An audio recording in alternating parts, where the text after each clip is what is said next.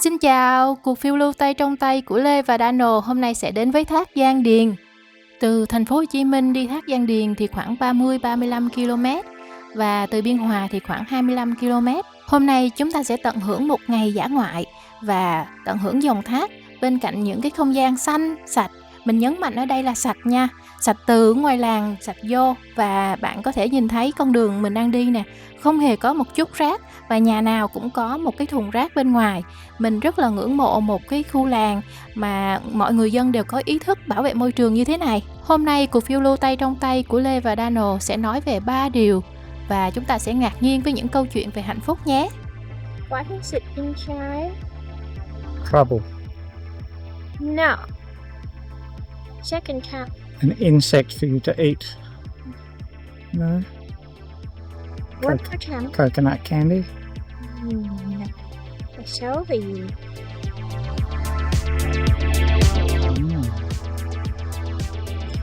I said insect for you to eat. And you tell me no. Butterfly. Yeah.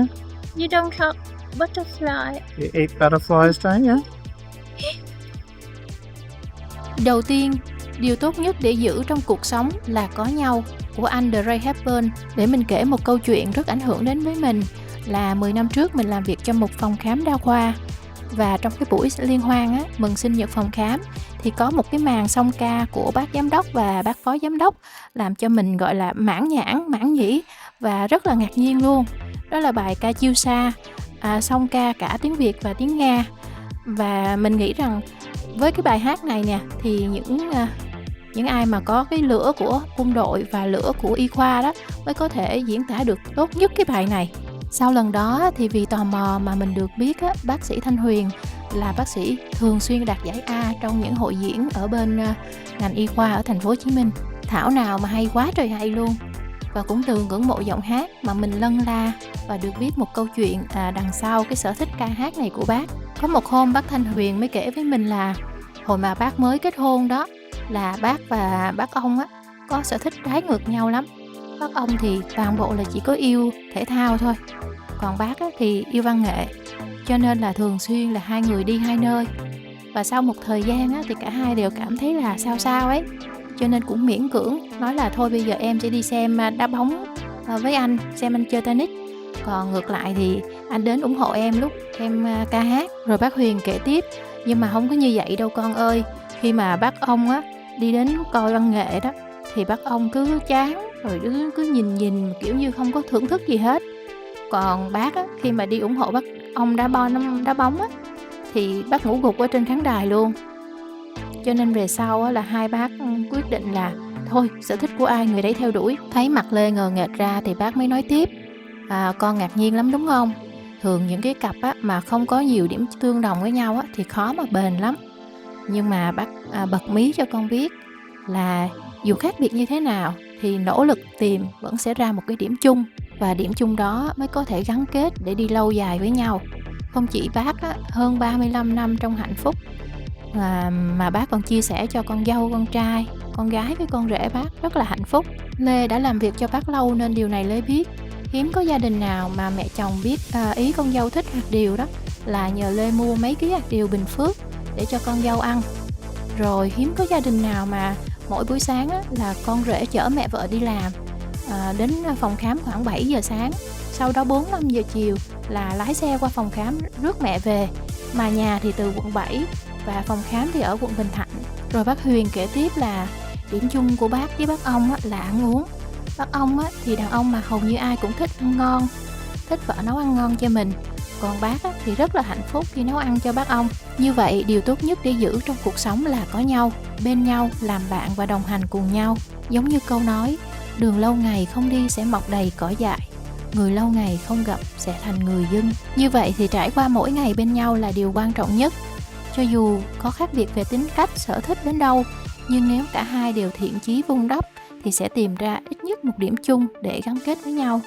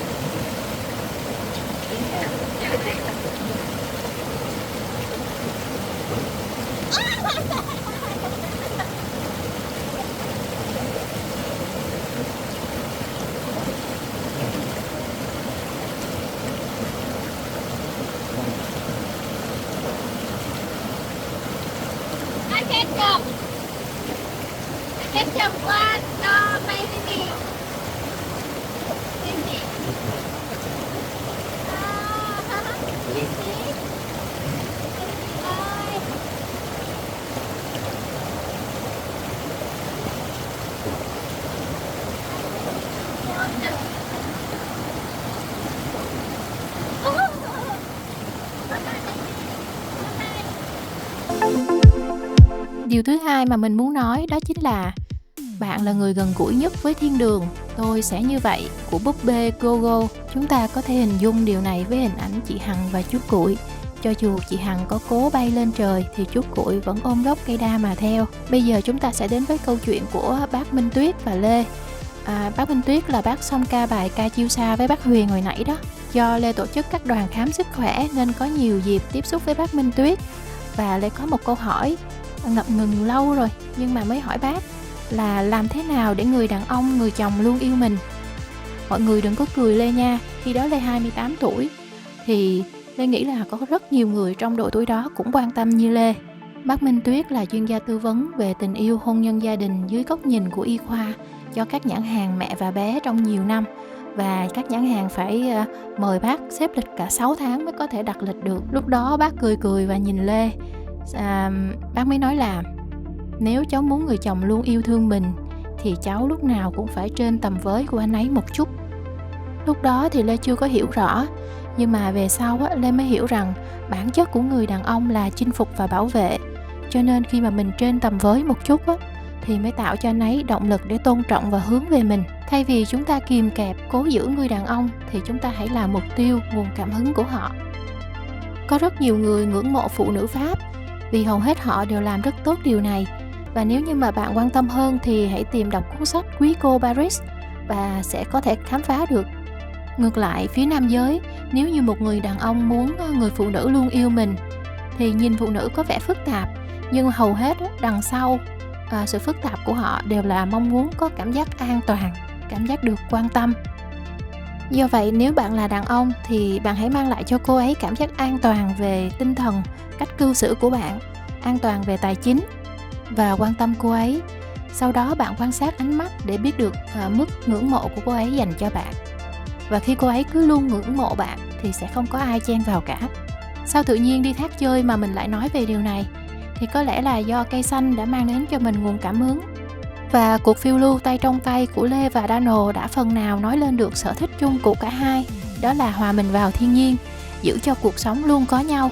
Nếu như bạn để ý thì bạn sẽ thấy ở Lê không chỉ là một người bạn, người đồng hành mà còn là một cô em gái. Lê rất là biết ơn vì trước khi gặp Lê, Daniel đã dành cả thanh xuân để trở thành một người đàn ông đủ trưởng thành.